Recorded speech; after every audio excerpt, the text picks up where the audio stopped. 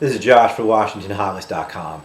Big story in the news, and I guess not just recently, but for the past few years, has been environment, more specifically global warming, and basically because it was addressed by Al Gore in his recent Academy Award-winning movie *Inconvenient Truth*. And I do notice that it seems like the world is warmer than it was when I was growing up, but there's a flip side, and this is what it is. The world is billions of years old.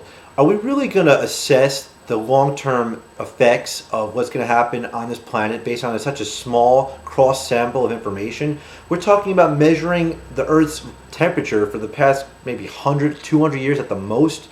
I mean, I will definitely concede that we've never had as much industry and smog and all the smoke going into the air as we ever had before, but wasn't it only a few decades ago when scientists were saying that we should be watching out for the next ice age, and now a few decades later we're saying, well, now we've got to watch out for global warming?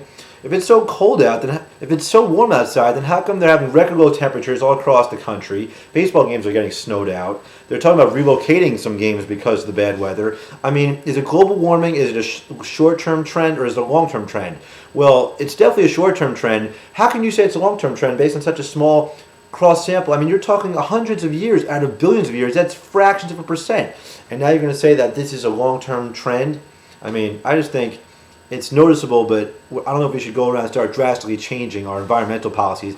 I mean, I think alternatively, we do need to take a look at the way we give ourselves energy in this country. We definitely should not be solely dependent on foreign oil, especially when the money that we spend on foreign oil goes directly to terrorists who use that money to kill us. But global warming, not 100% sold on it. There's scientific evidence on both sides, and I definitely think before we jump to conclusions, we should, just recognize that we're talking about such a small cross sample of time in our history, and just react accordingly. So, I mean, don't expect the hysterics to calm down or the left-wing tree huggers to, calm down their rhetoric, but that's just my take on it. So, this is Josh for WashingtonHotlist.com.